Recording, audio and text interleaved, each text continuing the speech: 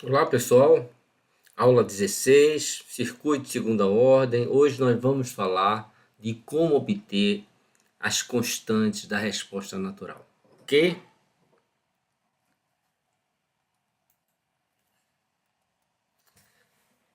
Muito bem, essa transparência basicamente é conhecida. Vou me colocar na posição melhorzinha aqui, né? Muito bem, onde é que nós estamos? O que vocês estão vendo aqui nessa transparência é um circuito RLC série que é regido por uma equação diferencial de segunda ordem. Cada circuito tem a sua equação diferencial de segunda ordem, sua própria equação diferencial de segunda ordem. Muito bem, o que é que muda, né? O que é que muda são os coeficientes da equação. Todas elas são do shape, desse shape aqui, né? O que vai mudar são os seus coeficientes. Para este circuito, ó, alfa é igual a R sobre 2Ls e ômega 0 é igual a 1 sobre raiz de LC. A equação característica desse circuito também, como a forma da equação é a mesma, o que muda são seus coeficientes e a fonte de excitação. A equação característica é a mesma para todos os circuitos. A forma dela é S2 mais 2αs mais ômega 0 ao quadrado.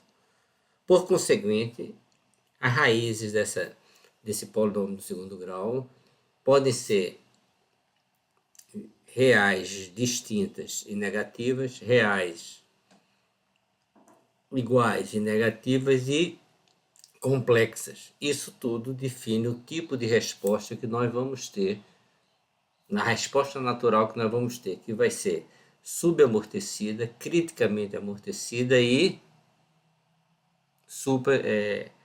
subamortecida. Né? Alfa 0 não tem amortecimento, alfa muito maior do que ômega 0, o amortecimento é imenso, então a gente chama que é superamortecida. Alfa igual a 0, nós dizemos que o circuito deixa eu pegar aqui o meu laser. Alfa igual a 0, nós dizemos que o circuito é criticamente amortecido, e para alfa menor do que 0 significa aquele R do coeficiente do fator de amortecimento é menor e você vai ter um circuito subamortecido, ok? Muito bem. Então vamos calcular a resposta natural desse circuito. Se eu te dou esse circuito, a primeira coisa, como esse é um circuito que tem uma topologia diferente, você não conhece a equação diferencial dele. Então é necessário você achar a equação diferencial desse circuito. Vamos lá? Ó, o circuito é alimentado por VG e eu quero a resposta V de T. Então significa, ó, esse VG vai dar origem a um IG, esse G vai se dividir aqui nesse nó no I0 no IC, esse C ou esse 0, como essa parte aqui está em paralelo, vai dar, passando ou pelo capacitor ou por esse ramo aqui, vai me fornecer V de T. Olha que coisa fantástica. Eu estou alimentando o circuito com VG e me gera IG, que por sua vez me gera I0, que quando ele atravessa o capacitor ou esse ramo aqui, este ramo aqui, ele me fornece a tensão necessária. Então VT vai ser RI0 mais L dI0 dt. VT é isso aqui. Quem é I0? I0, se eu vier aqui nesse nó, eu vou dizer que IG está entrando. IG é igual a I0 mais IC. Né? IG é igual a I0 mais IC, então I0 é IG menos IC. Quem é IG? IG é VG menos VT sobre 4. Quem é IC? IC, I é C, I. Quem é IC? IC é C dV dt, desculpa. C dV dt. Então, vou pegar esses dois valores, né? Substituir 0. Então, VT vai ser R e 0 mais 1/4 D de 0 dt. Vou derivar essas expressões. Ó, ajeitei as expressões, tirei dos parênteses as expressões e vou reorganizar. Além disso, vou multiplicar por 4. Ó, quando eu reorganizo, eu obter minha equação diferencial, que é a equação que rege esse circuito. Né? Que é a equação que rege esse circuito, ok? Muito bem. Ó, quem é alfa? Quem é alfa nesse circuito? Quem é alfa nesse circuito? Né? A equação homogênea está aqui, alfa. Nesse circuito, a equação característica eu posso escrever como S2 mais R mais 1 de S mais R mais 4, tá? A equação característica dela me dá 2α, que é igual a R mais 1, não é isso? E ômega 0 é raiz de R mais 4. Se eu colocar agora, achar a raiz dessa equação característica, vou colocar para R igual a 6, 5 e 1, R muito grande, R um valor crítico e R muito pequeno. Então, vou ter 3 tipos de resposta dependendo desses valores. Para alfa igual a 6, para R igual a 6 ohms, alfa muito maior do que ômega 0, e eu tive 2 raízes reais distintas e negativas.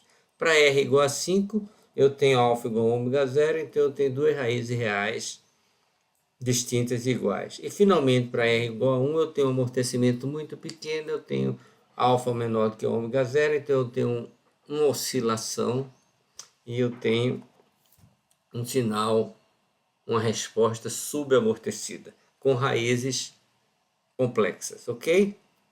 Maravilha, hein? Muito bem. Então, eu obtive para 3 tipos de resistores, 1, 5 e 6, os 3 tipos de respostas que nós estamos habituados a vislumbrar. Muito bem. Então, o que é que falta nessas três respostas que nós obtivemos? Falta nós calcularmos as constantes K1 e K2, que é o assunto básico dessa nossa aula. Okay? Só para a gente ter um sentimento do que aconteceu, se eu pego esse circuito aqui, faço esse R tender para 0, eu obtenho esse circuito, né? Que a resposta natural, essa fonte é 0, então vou ter um RLC em paralelo. RLC em paralelo, alfa é 1 sobre 2 RC, que para R igual a 0, S2 mais S mais 4 igual a 0. Ômega 0,2 é 2, 2α aqui é 1. Se aqui nesse caso 2α é 1 sobre RC, é igual aqui a R4, C 1 sobre 4, que me dá igual a 1. Ômega 0. Ômega 0 é 1 sobre raiz de LC. L1, C1 sobre 4, raiz quadrada me dá 2. Então, essa equação aqui, quando R tender para 0, você vai cair nesse circuito aqui. Não é em paralelo. Não é o circuito, atenção. Aqui eu não estou dizendo, quando esse R for 0, eu estou caindo para o caso de não amortecido. Porque quem está responsável pelo amortecimento aqui vai ser o 4 ohms, ok? Muito bom, hein, cara? Bem, então vamos no objetivo da aula, que é calcular os coeficientes da resposta natural K1 e K2. Muito bem, a primeira coisa que a gente quer saber é o que significa esse K1 e K2. Qual é o significado? Eu digo que K1 e K1 está associado às condições iniciais. Ótimo, e daí? K1 e K2 associados às condições iniciais, a leitura é que esse capacitor e esse indutor, antes de entrar no meu circuito, antes de t igual a 0, eles estavam carregados com uma corrente do passado dele, o indutor, e o capacitor com uma tensão proveniente também do passado deles, né? Então, as condições iniciais representam a energia armazenada em cada um dos elementos antes de colocarmos o circuito em funcionamento. Tranquilo? Então, esse K1 e K2 vão ser escolhidos de modo que satisfaçam as condições iniciais do circuito. O quê? A energia inicialmente armazenada no capacitor e a energia inicialmente armazenada no indutor. Okay? Então tá lá, tem meu circuito, minha resposta natural. Eu preciso de duas equações independentes, né, que relacionem K1 e K2. A primeira equação delas é muito fácil de achar. Exemplo, suponha que a corrente no indutor seja IL. E a condição inicial, IL de zero, seja igual a um zerão de zero. Olha que maravilha. A equação tem que satisfazer essa condição. Então, para y de zero, eu tenho K1 mais K2, que vai ter que ser igual a I0. Ok? Isso aqui eu chamo a minha primeira equação. A resposta obtida, natural, ela tem que satisfazer em t igual a zero, IL de zero e VC de zero. Então, como eu tenho duas constantes, eu preciso de duas equações. Vamos ver a segunda. O que eu estou dizendo é isso. A primeira foi super fácil de obter, né?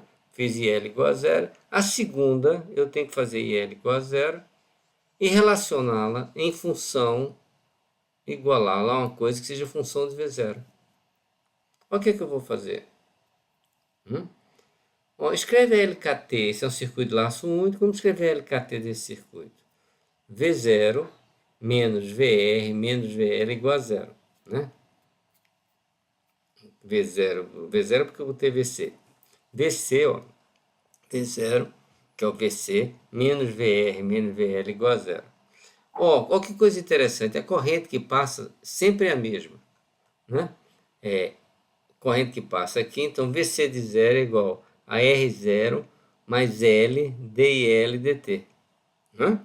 Que é a tensão no indutor. Morreu o que eu quero. Eu quero uma equação que relacione V0 e I0. Mas onde é que está entrando o K1 e K2? Na derivada, uma coisa legal. V0 está aqui, que é a condição inicial, e L está aqui. E a derivada dI dt em zero vai ser quem? Vai ser a derivada disso aqui, de L, né? Que não está nessa equação. Mas vai estar nessa. Ó. Bem, quando você chegou nessa condição, ó, V0 você conhece, que é a condição inicial do capacitor. R é o valor da resistência, e 0 é a condição inicial do indutor, L é o valor do indutor, a única incógnita é DI dt, que é um número aqui. 10 é DI dt. Eu vou pegar esse DI dt e colocar em função de K1 e K2. Então, eu vou pegar IL, vou derivar, ver para t igual a zero quanto é que ele vale. Olha que maravilha! Então, DI dt, que é S mais S1K1 mais S2K2, é igual a 1 sobre L V0 menos R sobre L0, que é um número. Tem as minhas duas equações. Melhor não poderia ser. Né? Uma coisa é eu entender de onde é que vem essa equação. A outra coisa é o procedimento, o processo. O que eu chamo de processo? Processo são os passos que eu vou dar para obter isso. Suponha que o que eu fiz aqui? Eu tenho a equação IL, é a minha resposta natural, conheço a condição inicial do capacitor e conheço a condição inicial do indutor. Então eu preciso obter duas equações para resolver esse meu problema. Tranquilo?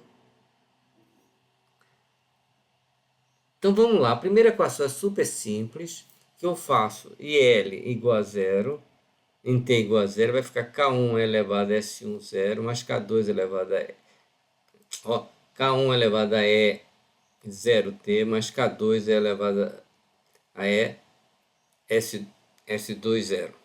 Estava certo o que eu estava dizendo, né? Vamos repetir. I de L para t igual a zero vai ficar K1 é S1 vezes zero, mais K2 é S2 vezes zero, né? A E elevado a zero é 1, então esse aqui vai ficar I zero igual a K1 mais K2, matei a primeira equação. Como eu farei a segunda equação? Eu vou mudar o procedimento só. Eu sei que eu tenho que pegar o circuito, achar LKT, né? Que vai me relacionar a tensão do capacitor com a corrente do indutor. E depois produzir K1 e K2 pela derivada da equação da solução geral. Então, vou pegar primeiro a solução geral e vou logo derivar, né? Então, peguei essa solução e derivei. Vi para t igual a zero, achei essa equação. No passo 3, olha que eu inverti o processo. No passo 3, eu vou calcular isso do circuito. Aplico LKT no circuito, depois aplico lei de Ohm, né? Vejo isso em t igual a zero e acho d dt. A partir daqui, ó, conheço esses valores. Isso aqui é um número, 2 é S1 mais S1K mais K2 S2, igualo, e tem minhas duas equações. Generalizando, K1 e K2 podem ser calculadas por meio das condições iniciais do problema. Equação 1, a resposta do circuito em t igual a zero deve ser igual à condição inicial. A equação 2, derivo a resposta natural para t igual a zero e aplico no circuito LKT ou LKC acrescida da lei de Ohm para achar a derivada primeira. Parece complicado, mas isso só vai ficar claro, translúcido, na hora que eu começar a resolver os circuitos, ok? Vamos fazer um exemplo. Calcule de t para t maior que zero. Considere que o circuito alcança o estado estacionário em t igual a zero menos. Ótimo. Circuito em estado estacionário em t igual a zero menos e a chave só abre em t igual a zero, significa que o capacitor é um circuito aberto e o indutor é um curto-circuito, né? Então, eu venho aqui, escrevo meu circuito. O que é que você quer achar? As condições iniciais do capacitor e do indutor. A condição inicial do indutor é essa corrente que vai ser 10 dividido, ó, porque aqui não passa nada, 10 dividido por 10, a corrente deve ter 1 ampere. A tensão do capacitor, que é essa aqui, é a mesma tensão que está sobre esse ramo aqui. Então, vai ser 6 vezes 1, que vai ser 6 volts. Então, achei as condições iniciais. Muito bem, eu tenho as condições iniciais. Agora, quando eu abrir a chave, o que é que vai acontecer? Quando eu abrir a chave, ó, eu vou ficar com esse circuito. Esse circuito me permite calcular o seu shape, a forma da equação diferencial da resposta natural. Está ela aqui. Então, esse circuito, né, é o que ele representa isso aqui. Eu vou pegar a minha equação, o S1 e S2, que vem da minha equação característica, quer dizer, eu tenho alfa e ômega zero, calculo alfa e ômega zero, né? Alfa é menor do que ômega zero, então as minhas raízes vão ser complexas, né? Acho meus valores das raízes e escrevo a minha equação, né? Ó, aqui ela está ainda na fórmula exponencial, apliquei identidade de Euler para trabalhar dessa forma. Muito bem. Então, achei minha resposta natural, falta achar agora B1 e B2. Ora, como eu vou achar B1 e B2? Eu tenho, primeiro, eu já tenho uma equação que é de zero. Quando eu faço esse de t igual a zero, né? Ó, vai ficar E elevado a menos 9 a zero, B1 cosseno de zero mais B2 seno de zero. Ah, isso aqui vai ser 1, cosseno de zero é zero, e seno de zero é 1, né? Desculpa, cosseno de zero é 1 e seno de zero é zero. Né? Então eu tenho I0 igual a B1, que é igual a 1, tá? Muito bem. Agora eu vou achar a outra equação. Né? Vou pegar a expressão, a forma, a resposta, derivar, vou rearrumar. Para t igual a zero, vou ver o que é zero, ó. Para cosseno de zero é 1, seno de zero é zero, para E elevado a zero é 1, cheguei a essa expressão. Muito bem, B1 eu conheço, igual a 1. Ah, então eu cheguei que B1 é igual a 1 e a derivada primeira de t é 9 mais 3,6 B2. Eu tenho que achar a derivada primeira. Vou pegar o meu circuito, aplicar LKT, ó, VC menos VR menos VL igual a zero, né? Vejo no ponto igual a zero, o que é que eu tenho? V0 igual a 6, R igual a 9 ohms e 0 igual a 1 ampere, L igual a 0,5 volts. A única incógnita é DI dt. Acho o valor DI dt. Olha que maravilha! Agora com com as duas equações, acho o valor de B2, tenho minha resposta natural e o meu problema está resolvido. Maravilha, né? Então, o problema aqui é prática, é fazer exercício para a gente ficar à vontade, né? Na próxima aula a gente vai terminar a equação diferencial de segundo grau, circuito RLC. Nós vamos falar da resposta forçada e, por conseguinte, da resposta completa, ok? Pessoal, prazer enorme estar aqui com vocês. Espero que tenha sido útil esse nosso bate-papo e até a próxima.